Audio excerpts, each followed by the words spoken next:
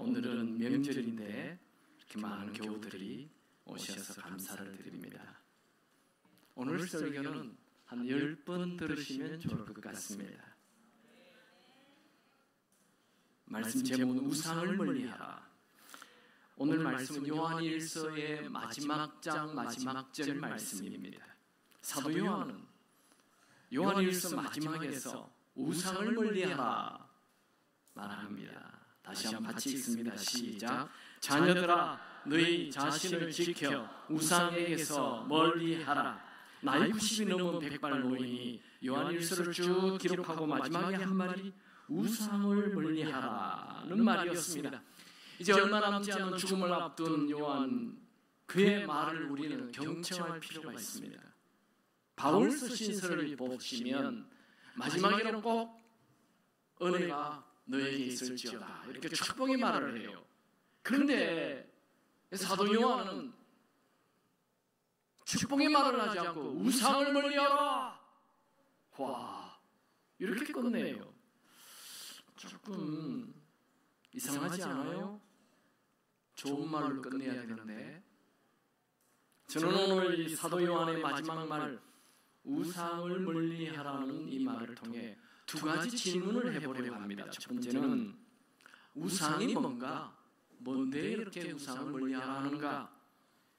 한번 살펴보죠. 우상은 헬라어로 아이돌론이라는 단어입니다. 아이돌론은 거짓신, 가짜신을 말합니다. 오늘날 우리 아이들이 아이돌이라 해서 아이돌이 나타나면 난리죠. 네, 아이돌 우상입니다. 좋아하지 마세요. 아멘 안 합니까? 우상 좋아하지 마세요. 정 아이돌 그렇게 좋아하면 바꾸세요. 네, 아이돌 우상 그 사진 다 던지고 다른 사진 붙이세요.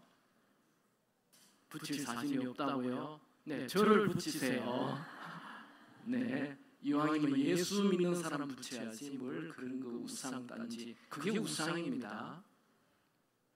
우상이라는 것은 간단히 말하면 우리의 삶에서 하나님을 대신해서 내가 만들어 놓은 가짜 신, 거짓 신을 말합니다. 하나님 자리를 차지하는 것, 그게 우상입니다.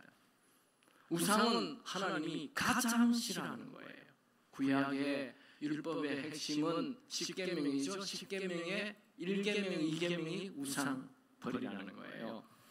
같이 볼까요? 출애굽기 20장 3절 5절. 너는 나 외에 다른 신을 내게 두지 말라. 2계명. 너를 위하여 새긴 우상을 만들지 말라. 나 내 하나님 여호와는 질투하는 하나님이죠. 1계명, 2계명은 다 연결이 됩니다. 자연스럽게. 즉 성도는 하나님 외에 다른 것을 사랑하면 안 된다는 거죠. 출애굽한 이스라엘 백성들이 첫 번째 만든 우상을 살펴보겠습니다. 금송아지죠. 이스라엘 백성들은 출애굽하여 한 달 만에 시내산 근처에 왔어요. 출애굽은 이 세상 속에 있는 우리가 구원받는 걸 상징하는 것입니다. 시내산은 모세가 불타는 떨기나무에서 하나님을 만났던 장소죠. 모세는 이스라엘 백성들을 이 시내산까지 데려와서 자기가 만났던 그 하나님을 이스라엘 백성들도 만나기를 원했습니다. 모세는 시내산에 도착하자마자 하나님의 산, 시내산 위로 올라가 버렸어요. 하나님은 시내산 위에 올라온 모세에게 이렇게 말합니다. 출애굽기 19장 3절 4절. 모세가 하나님 앞에 올라가니 여호와께서 산에서 그를 불러 말씀하시되 너는 이스라엘 자손들에게 말하라.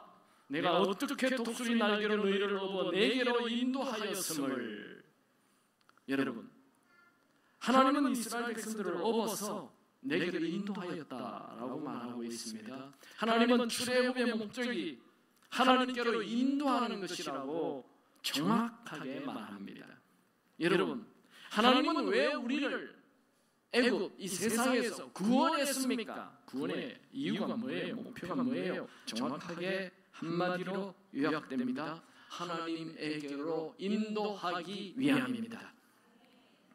하나님은 430년 동안 애굽의 노예로 불안과 두려움 속에 사는 이스라엘 백성들을 출애굽하여 애굽에서 끌어내어 하나님과의 친밀한 관계를 맺기를 원했습니다. 다시 질문합니다. 하나님은 왜 이스라엘 백성들을 출애굽하였습니까? 하나님에게로 인도하려고, 하나님과 하고 친밀한 교제를 갖게 하기 위하여 출애굽하였습니다. 하나님은 이스라엘 백성들을 출애굽시키고 그들을 제사장의 나라로 거룩한 백성으로 삼기를 원했습니다. 출애굽기 19장 6절 다 같이 읽을까요? 너희가 내게 대하여 제사장 나라가 되며 거룩한 백성이 되리라. 너는 이 말을 이스라엘 자손에게 전할지니라. 출애굽기 13장은 제사장 언약이라 해서 굉장히 중요한 장입니다. 이스라엘 백성들하고 이스라엘 백성들을 이제 제사장 나라로 삼겠다. 그러니까 하나님은 이스라엘 모든 백성들을 제사장을 만들기를 원했습니다. 이 제사장 언약이라고 그래요. 그리고 하나님은 이제 모세에게 이스라엘 백성들을 내가 이렇게 제사장으로 만들려고 하는데 너희들 다 좀 깨끗하게 하라, 성결하게 하라, 온몸도 씻고 마음도 씻고 좀 깨끗하게 하라. 이틀 씻은 후에 내가 3일째 내가 너희들이 나타나겠다 말씀하시죠. 정말 3일째 하나님께서 강림하십니다. 출애굽기 19장 16절 셋째 날 아침에 우리와 번개와 빽빽한 구름이 산 위에 있고 나팔 소리가 매우 크게 들리니 진중에 있는 모든 백성들이 다 떨더라. 모세는 하나님을 만나는 것이 즐겁고 행복하고 신이 났습니다. 그런데 이스라엘 백성들은 하나님 만나는 것이 두렵고 무서웠습니다. 하나님은 이스라엘 백성들에게 이제 십계명을 쭉 말씀하신 그 내용이 지금 출애굽기 19장이잖아요. 이제 출애굽기 20장에 십계명을 쭉 얘기를 하십니다. 1절에서 17절. 십계명을 들은 이스라엘 백성들은 하나님의 음성을 처음 들으니까 막 두려운 거예요. 출애굽기 20장 18절. 뭇 백성이 우리와 번개와 나팔 소리와 신의 산의 연기를 본지라. 그들이 볼 때에 떨며 멀리 있었어. 그들은 하나님하고 멀찌감치 멀리 떨어져 있습니다. 이스라엘 백성들은 하나님 말씀 듣는 게 두려웠어요. 모세는 백성들에게 하나님을 두려워하지 말라고 하며 그는 하나님께로 더 가까이 갔습니다. 출애굽기 20장 20절 모세가 백성에게 이르되 두려워하지 말라.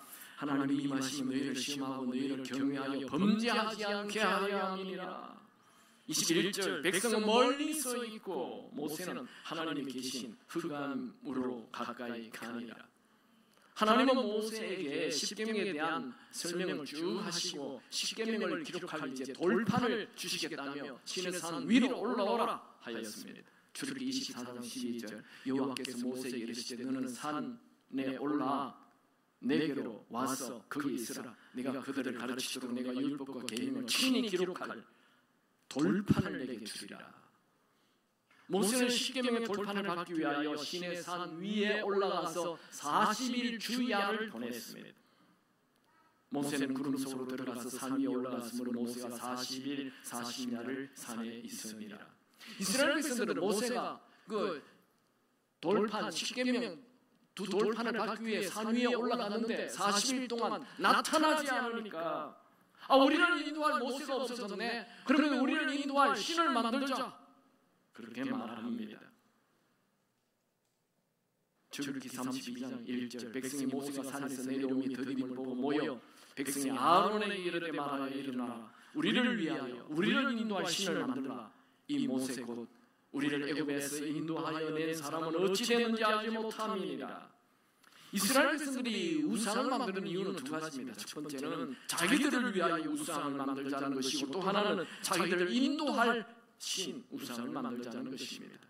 아론은 우리를 위하여 인도할 신 그게 뭘까 생각하다가 그래 우리가 애굽에 노예로 있을 때 우리를 가장 많이 도와준 것은 돈이잖아, 금이잖아, 황금. 그래 금 쪼가리를 다 가져와라. 그래서 금을 녹여서 금신상 우상을 만들고 그 금신상 앞에 엎드려 절을 하고 먹고 마시고 춤을 추었습니다. 오늘날도 비슷합니다. 현대인들은 자기를 위해 신을 만듭니다. 나를 위해, 또 나를 보호해 줄 신, 나를 인도해 줄 신을 만듭니다. 그게 뭐죠? 현대인들의 신은 바로 황금신, 돈입니다. 모세는 시내산에서 내려와 백성들이 있는 진 가까이로 왔더니 백성들이 금신상 앞에 절하고 춤을 추는 것을 보고 하나님에게 받은 그 돌판, 십계명이 적혀있는 그 두 돌판을 금신상에게 던져서 금신상을 깨어버립니다. 출애굽기 32장 19절, 진에 가까이 이르러 그 송아지와 그 춤추는 것을 보고 크게 노하여 손에서 그 판들을 산 아래를 던져 깨뜨립니다. 모세는 우상을 숨기는 그들에게 준엄한 메시지를 던집니다. 출애굽기 32장 26절, 이에 모세가 진 문에 일어서서 이르되 누구든지 여호와의 편에 있는 자는 내게로 나오라 하매 레위 자손이 다 모여 그에게로 가는지라. 하나님 편에 설 자와 이 우상을 숨길 자를 선택하라. 그래서 하나님에게 설 자 나에게로 오라. 그랬더니 이 모세의 지파, 레위 지파만 다 오고 나머지는 그냥 우상 곁에 서 있었어요. 그래서 모세가 어떻게 합니까? 레위 지파에게 이 우상 단지를 만든 주동자들 다 죽여라. 그래서 레위 지파가 3,000명을 죽여버립니다. 3,000명이 죽었다는 것은 그 집의 대표들이 다 죽은 거죠. 한 집에 4명이면 10,000명이 넘게 그냥 죽어버린 거예요. 여러분 200만 명에 10,000명이 죽어버렸어요. 아주 굉장히 무서운, 아주 살벌한 분위기가 되었습니다. 모세는 하나님 앞에 나와 백성들의 죄를 회개하고 하나님 앞에 엎드려요. 불쌍히 여겨달라고 그럽니다. 그때 하나님께서는 더 무서운 말씀을 하셨습니다. 출애굽기 32장 33절, 여호와께서 모세에게 이르시되 누구든지 내게 범죄하면 네가 내 책에서 그를 지워버리리라. 여기에 죄는 우상 숭배를 말합니다. 여러분 우상 숭배는 해도 되고 안 해도 되는 것이 아닙니다. 우상 숭배하는 자들은 죽을 뿐만 아니라 영원히 생명책에서 지워버리겠다는, 지옥 간다는 거죠. 여러분 우상 숭배는 하나님이 금하신 10계명의 1계명, 2계명입니다. 우상 숭배는 하나님과의 관계에 가장 중요한 것입니다. 우상 숭배는 하나님과의 관계를 다 막아버립니다. 구약의 대표적인 우상 숭배는 방금 우리가 본 출애굽한 이스라엘 백성들이 시내산에서 금송아지 앞에 엎드려 절하는 것입니다. 이 출애굽한 이스라엘 백성들은 이제 가나안 땅에 들어가게 되죠. 가나안 땅에 들어가서 그들이 한 우상 숭배는 바알 신상과 아스타롯 신상 앞에 엎드려 절하는 거예요. 왜 그들이 바알 신상을 섬깁니까? 이스라엘 백성들은 유목민의 양을 키우는 사람들입니다. 그런데 그들이 이 가나안 땅에 들어가 보니 가나안 사람들은 농업을 하는 자들이에요. 농업하는 자들이 농사를 잘 짓잖아요. 자기들은 농사를 잘 못 지어요. 그래서 이 사람들이 농사를 잘 짓는 거 보니까 이유가 있겠지 봤더니 그들이 바알 신상을 섬기는 거예요. 그럼 우리도 바알 신상을 섬기자. 바알 신상은 풍요의 신이고 아스타롯 신상은 쾌락의 신입니다. 그래서 이스라엘 백성들도 바알 신상을 섬기고 아스타롯 신상을 섬겼던 것입니다. 신약에 와서 예수님은 이 우상이 무엇인지 더 정확하게 말씀해 주십니다. 마태복음 6장 24절, 한 사람이 두 주인을 섬기지 못할 것이며 혹 이를 미워하고 저를 사랑하나니 혹 이를 중히 여기고 저를 경히 여기니 너희가 하나님과 재물을 겸하여 섬기지 못하느니라. 여기 재물은 만몬이라는 단어인데 만몬신, 하나님신, 재물신. 그러니까 예수님은 재물을, 돈을 신이라고 말합니다. 그 우상이라고 말하는 것이죠. 사도 바울은 욕심, 탐심이 우상이라고 말합니다. 그러므로 골로새서 3장 5절, 그러므로 땅에 있는 지체를 죽이라. 곧 음란과 부정과 사욕과 악한 중욕과 탐심이니 탐심은 우상 숭배니라. 그러니까 끝없는 욕심, 이것이 탐심이 우상 숭배라는 거예요. 또 바울은 육체의 배를 만족하게 하는 것, 이것도 우상이라고 말합니다. 빌립보서 3장 19절 그들의 마침은 멸망이요 그들의 신은 배요. 이 배를 말합니다. 바울은 말세에 사는 사람들의 특징을 쭉 나열하면서 제일 먼저 자기를 신으로 삼는 것, 돈을 신으로 삼는 것, 이게 말세의 특징이라고 소개합니다. 디모데후서 1장 3장 1절 2절 너는 이것을 알라 말세에 고통하는 때가 이르러 사람들이 자기를 사랑하며 에고이즘 이기주의를 얘기하는 거예요. 돈을 사랑하며 자랑하며 교만하며 비방하며 부모를 거역하며 감사치 않으며 거룩하지 아니하며 이게 말세의 특징이에요. 오늘 우리가 보고 있는 이 사도 요한도 우상 숭배는 세상 사랑이라고 요한일서 2장에서 말하였죠. 이는 세상에 있는 모든 것이 육신의 정욕과 안목의 정욕과 이생의 사랑이니 다 아버지께로부터 온 것이 아니요 세상으로부터 온 것이라. 우상 숭배를 한마디로 말한다면 하나님 대신 다른 것을 사랑하는 것을 우상 숭배라고 말합니다. 그것은 돈, 직장, 권력, 성공, 자녀, 남편, 외모, 취미, 내 만족, 내 즐거움을 다 포함합니다. 여러분, 내가 만든 신은 반드시 나를 배신한다는 걸 알아야 합니다. 돈을 위해 살면 돈의 종이 됩니다. 성공을 위해 살면 성공의 종이 됩니다. 쾌락을 위해 살면 쾌락의 종이 됩니다. 현대인들은 돈과 성공에 중독이 되어 있습니다. 돈과 성공을 가지는데 인생을 다 사용해버리는 것이죠. 그러면 결국 인생을 다 낭비하고 망합니다. 그래서 우상은 내가 생각하는 것보다도 내 인생을 통째로 망하게 하는 무서운 것입니다. 여러분, 우상이 뭡니까? 하나님 대신 하나님 자리를 차지하는 것, 그게 우상입니다. 우상은 그것이 무엇이든지 하나님보다 더 크게 여러분의 마음을 차지하는 것, 그게 우상입니다. 하나님보다 더 사랑하는 것은 모두 우상입니다. 첫 번째 질문, 우상이 무엇인가 살펴봤습니다. 두 번째 질문, 왜 사도 요한은 우상을 멀리하라 말을 하였을까요? 사도 요한은 요한일서를 마치면서 자신을 지켜 우상에게서 멀리하라 명령하였습니다. 이것은 나이 90이 넘은 노사도의 인생의 마지막 최종 조언이며 마지막 경고입니다. 다시 한번 읽어볼까요? 요한일서 5장 21절 시작. 자녀들아, 너희 자신을 지켜 우상에게서 멀리하라. 너희 자신을 지킨다는 말은 너희 스스로 자발적으로 우상에서 멀리하라 라는 말입니다. 아니, 우상 눈에 보인다면 그것 이렇게 얘기할 필요가 없어요. 눈에 보이지 않는 마음에 있는 우상을 지금 얘기하고 있는 것입니다.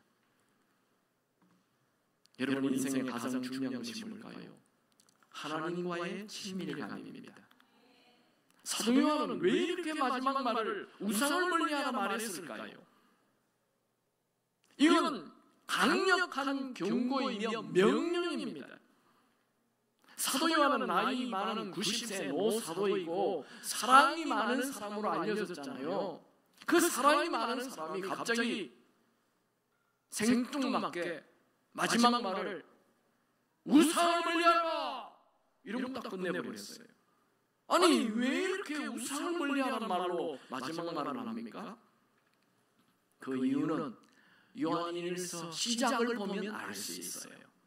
요한일서 1장 3절에 지금 초대교회 교인들이 상황이 어렵고 힘이 들고 핍박과 환난 속에 로마의 황제들의 그 어마어마한 박해를 받는 시점에 살고 있는 그들에게 그가 요한일서 1장 3절에 이렇게 말합니다. 우리가 보고 들은 바를 너희에게 전함은 너희로 우리와 사귐이 있게 하려 함이니 우리의 사귐은 아버지와 그의 아들 예수 그리스도와 더불어 누림이라. 우리가 이것을 쓰면 우리의 기쁨이 충만하게 하려 함이라. 바울은, 아니 사도 요한은 하나님과 하나님의 아들과의 사귐으로 초대하는 것이 요한일서예요. 나이 90이 넘은 노인 사도 요한이 급히 요한일서를 쓰면서 수신인도 없고 발신인도 없고 인사말도 하지 않고 급히 하나님과의 사귐, 이 사귐 안으로 들어오라, 이 사귐 안에 들어가면 기쁨이 있다. 그 얘기를 하고 있어요. 결국 사도 요한일서 마지막에 우상을 멀리하라는 말은 요한일서 1장에서 얘기하고 있는 하나님과의 사귐에 들어가라는 말과 연결이 됩니다. 하나님과 사귐을 하려면 우상 숭배를 하지 말아야 되는 거예요. 하나님이 가장 싫어하는 것을 하지 말아야 하나님과의 사귐이 되기 때문에 그 마지막 말이 우상 숭배를 멀리하라 말아야 했던 거지. 지금 요한일서를 읽고 있는 사람이 불신자들이 아니에요. 하나님을 잘 믿는 예수 믿는 자들에게 하는 얘기입니다. 로마 황제의 핍박을 피해서 그들은 나름대로 신앙생활 열심히 했어요. 그 요한일서를 쓸 당시 AD 90년에는 그러니까 네로 황제가 죽고 도미티아노 황제가 그들을 어마어마하게 핍박했어요. 그래서 그때 이 카타콤이 생기고 땅속에 숨어서 살았던 것입니다. 그 시대에 살고 있는 그들에게 하는 말입니다. 그러니까 이 말씀은 오늘날 우리에게도 다 해당되는 말씀입니다. 여러분, 그리스도인들은 눈에 보이는 우상 땅지 앞에 절하지 않습니다. 문제는 우리 마음 안에 하나님보다 더 사랑하는 것, 보이지 않는 우상이 있다는 거예요. 이 우상을 제거해야 하나님과의 그 친밀한 관계 속에 들어가는 것입니다. 예를 들어 봅시다. 한 형제가 어떤 자매와 사귀어서 1년 연애를 하고 프로포즈를 하고 결혼을 했습니다. 결혼을 하고 참 행복했습니다.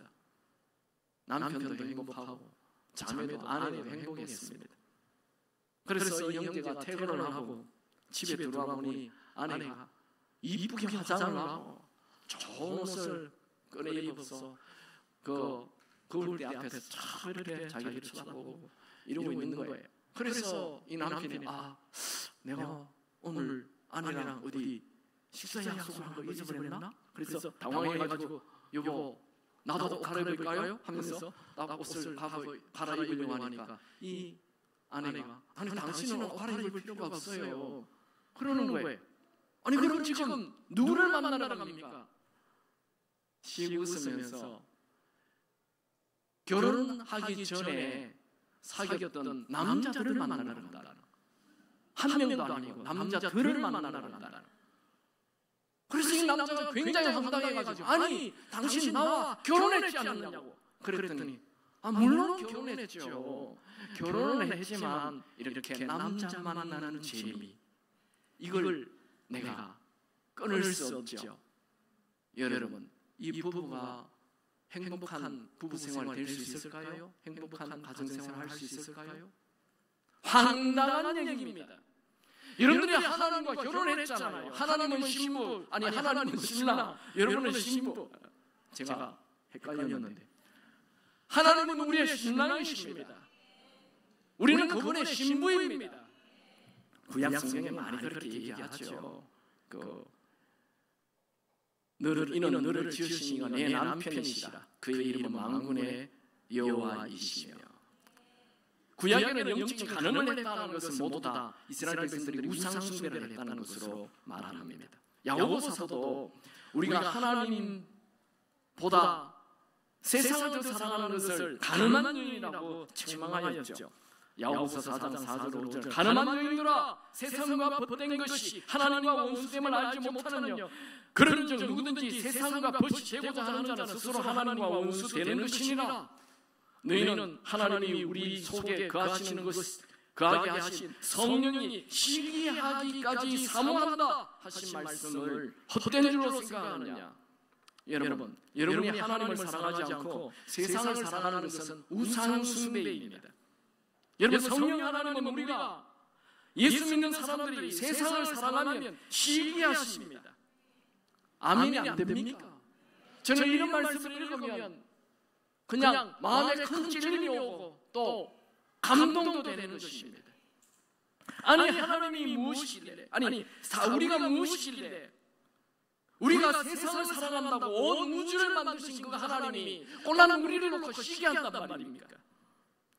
시기 질투는 작은 자의 표현이 아닐까요? 내가 무엇이라고 나를 두고 시기 질투하여 하나님 스스로 작아지시겠습니까?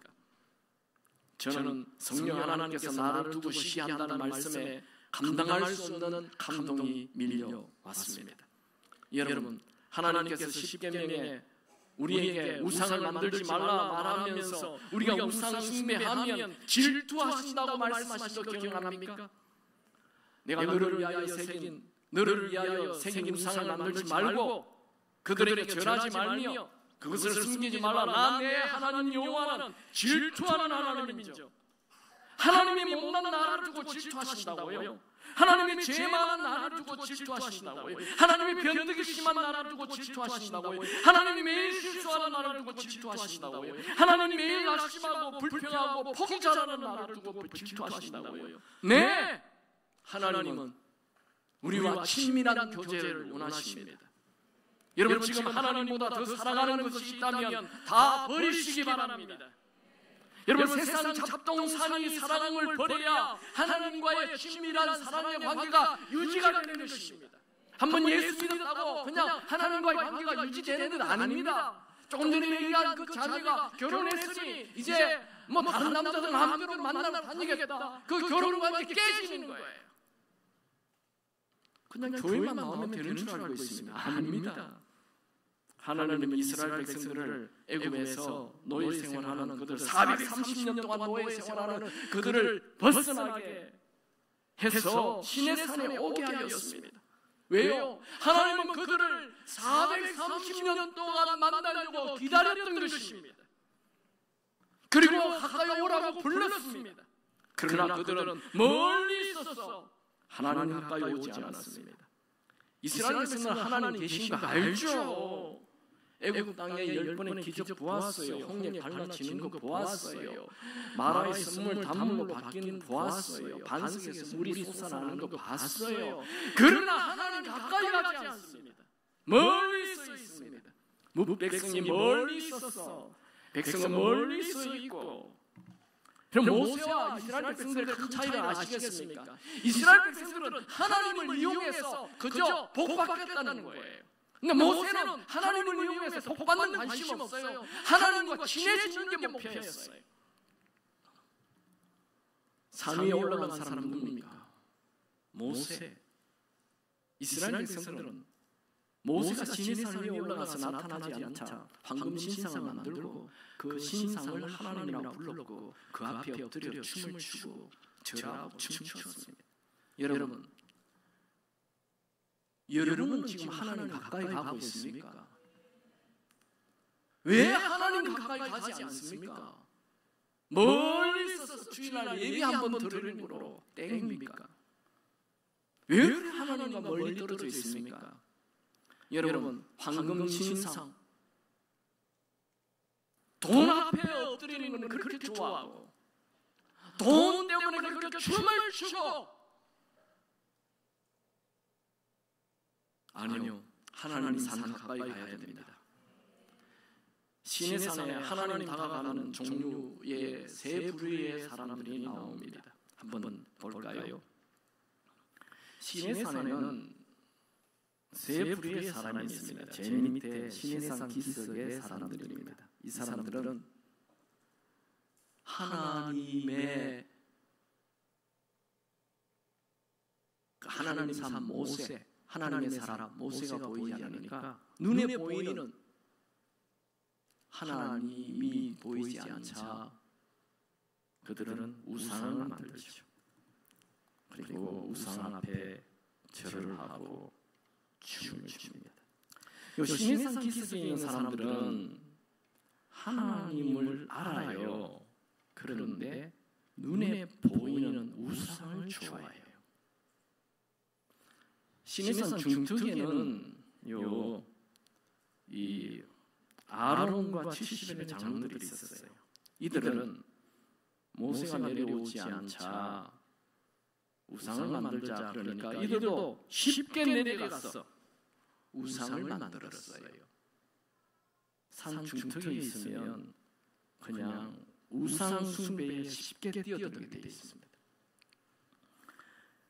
산 꼭대기에는 여기는 이제 하나님의 임재가 있는 곳입니다. 캄캄하게 이렇게 구름이 있고 여기에 모세가 뛰어들어가죠.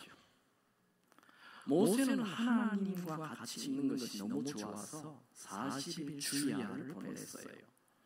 그래서 성경학자들은 이 산 꼭대기에 뭐 먹을 게 있겠습니까? 40일 금식을 했다고 그렇게 말을 합니다. 여러분, 모세가 하나님 곁에 갔을 때 무슨 일이 일어났습니까? 십계명을 받았죠. 모세 오경에 대한 얘기를 다 들었죠. 그래서 모세 오경을 쓰게 되는 거예요. 모세가 하나님 곁에 갔더니 지혜가 생겼어요. 지식이 들어왔어요. 한 번도 생각해보지 않았던 우주가 어떻게 만들어진지를 알게 됐고, 지구가 어떻게 만들어진지를 알게 됐고, 사람이 어떻게 만들어졌는지 다 알게 된 거예요. 하늘의 지혜가 쏟아져 들어오는 거예요. 하나님 곁에 가면 지혜가 들어오게 되어 있습니다. 하나님 곁에 가더니 빛이 들어왔어요.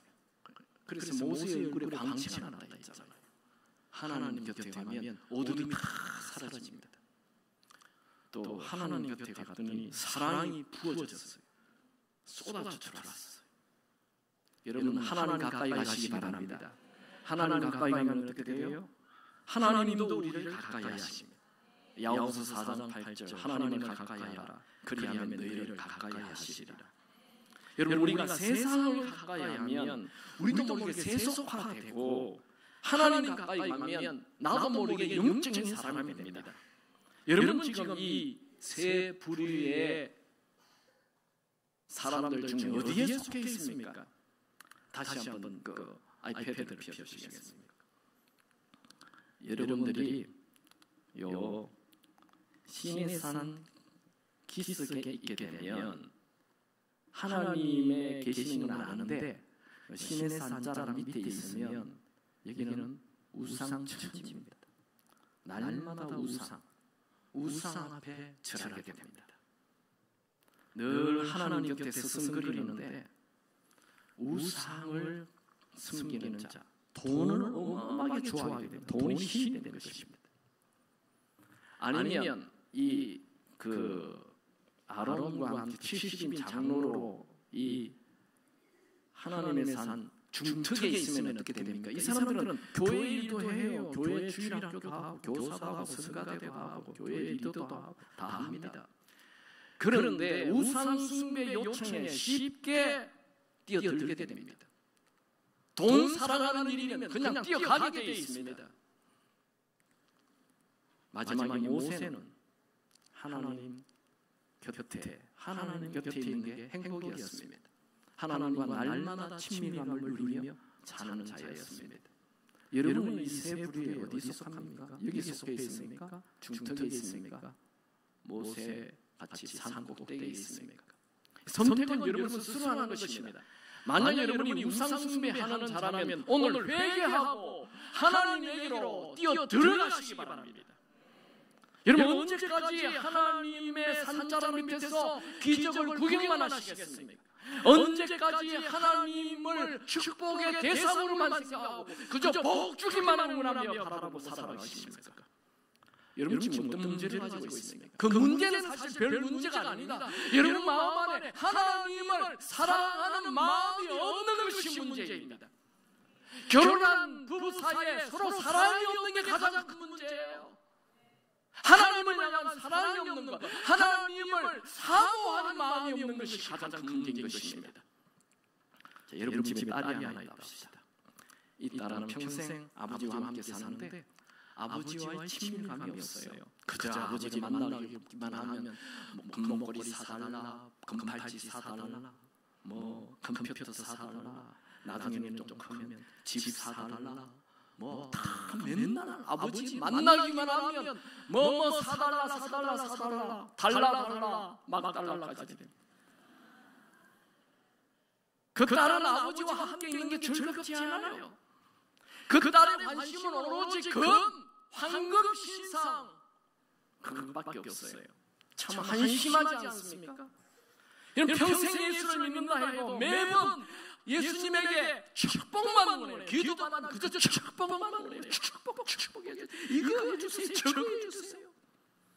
주님이 뭐라고 그럴까요? 나는 진리다 진리. 고만 기도해라. 고만 기도해. 여러분 만나는 사람마다 자꾸 달라고 하는 사람 만나면 어때요? 오지마. 나 너무 무서워.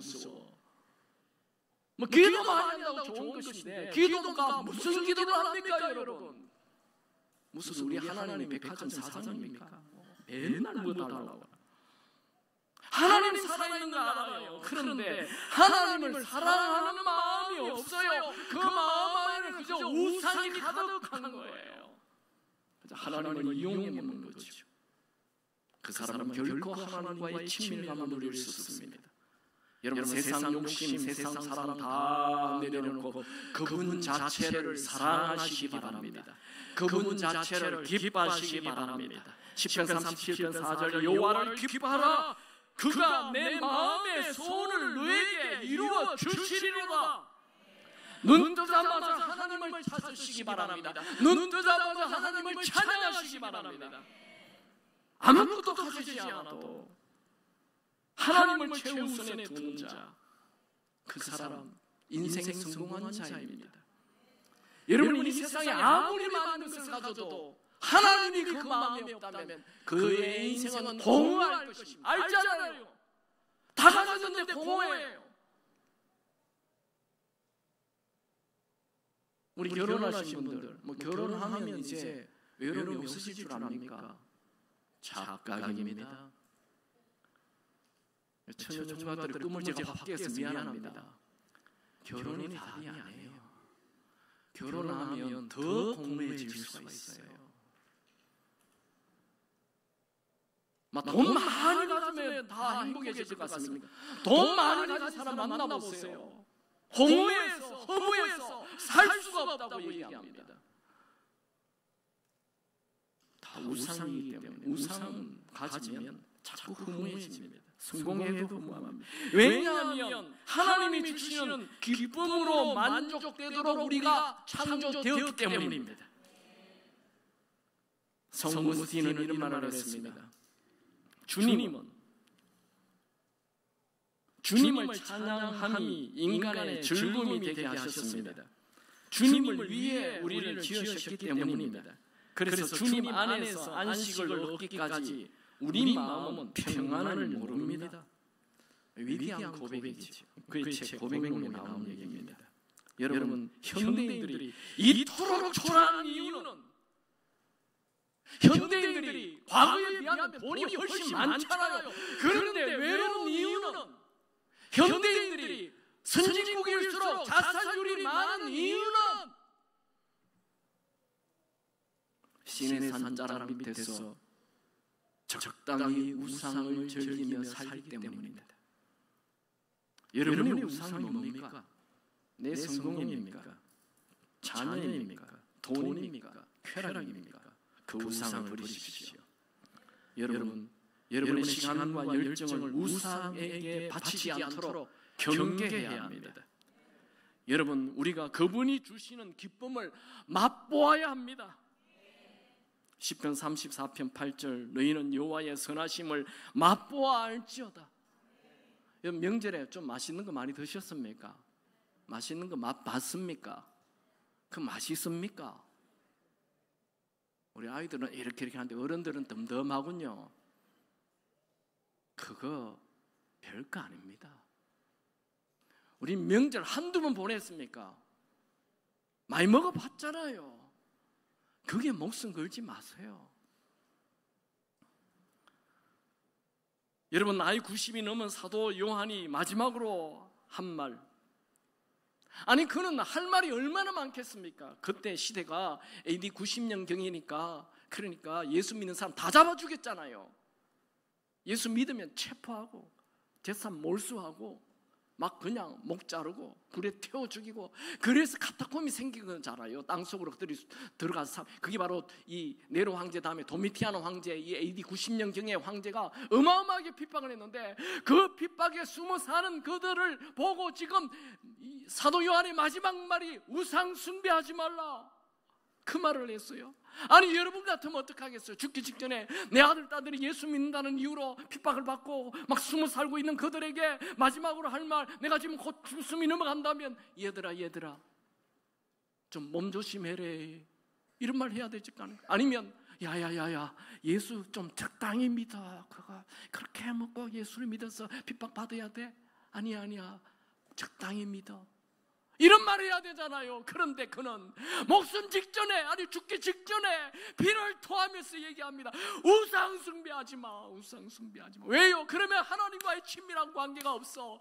인생은 하나님과 친밀해야만 진짜 인생 사는 건데, 한 번도 너는 진짜 인생을 못 살고 죽으려느냐? 여러분, 여기 나이 60 넘은 사람 돈 별거 아닌 거 알잖아요. 그 남녀 사랑 그 아무것도 아닌 거 알잖아요. 별로 반응이 없네. 여러분, 이 세상에 거 별거 아니잖아요. 그건 좋은 데 가봤자 그 별거 아니잖아요. 그 뭐 좋은 데 맛있는 거 먹어봤자 그 별거 아닌 거잖아요. 좋은 옷 입어봤자 별거 아닌 거잖아요. 그런데 왜 거기에 인생을 다 낭비하십니까? 우상 숭배하지 마세요. 우상 숭배하면 하나님과의 관계는 다 깨지는 거예요. 하나님과의 깊은 관계 들어가시기 바랍니다. 하나님을 사랑하면 모든 문제가 다 해결됩니다. 물어봅시다. 여러분의 기도만 하면 하는 그 평생 기도 제목이 뭐예요? 그 기도 제목 바뀌어야 됩니다. 하나님 사랑으로. 하루 종일 생각하는 게 뭡니까? 그게 바뀌어야 된다니까요. 그게 하나님 사랑으로 바뀌어야 된다니까요. 틈만 나면 찾는 그 우상을 버리고 하나님의 높은 산에 올라가시기 바랍니다.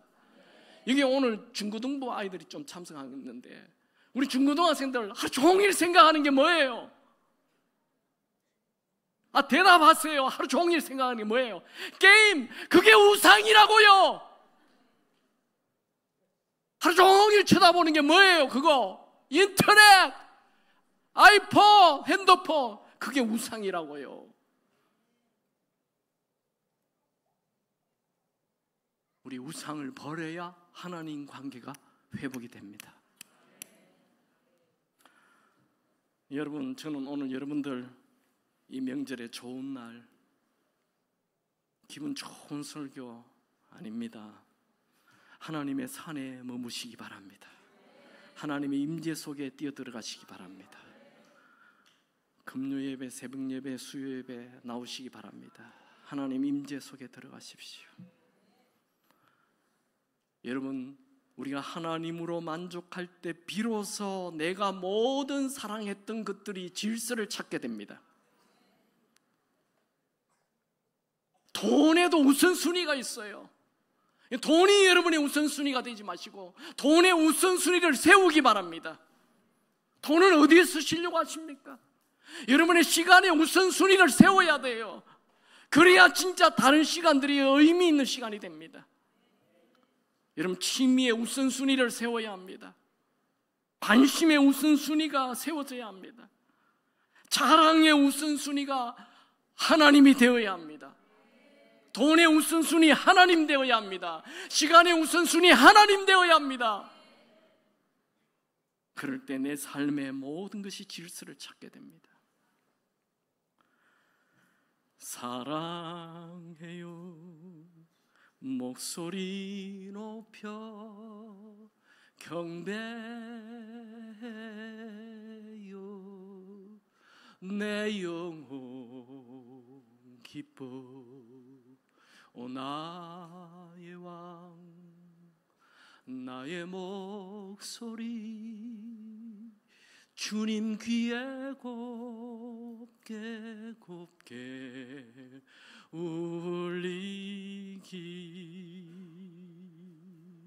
아버지 사랑합니다. 아버지 경배합니다. 아버지 채워주소서 당신의 사랑으로. 주님 사랑해요,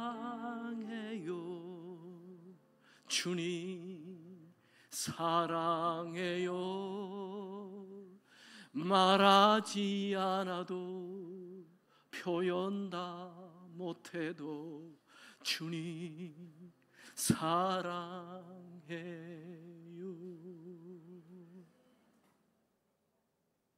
우리 오늘 이 명절에 주님 사랑한다고 고백해 볼까요? 같이 찬양합시다. 내게로 나오라.